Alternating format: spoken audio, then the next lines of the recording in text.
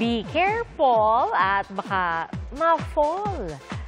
Viral po ang video ng isang fan na literal na na-fall sa gitna ng performance ni Paul Salas sa Brooks Point, Palawan. Matapos magpa-picture ng isang fan, nagpatuloy sa pagkita si Paul at kinuha ang upuan. Pero upuan pala yun ng fan, kaya natumba siya pagbalik po doon. Ang paliwanag ni Paul, madalas niyang gawin ito kapag nagpo-perform. At nakausap din niya ang fan na si Katrina Lopez na hindi raw inaasahan ng pangyayari. Pero napasaya raw sila ng aktor.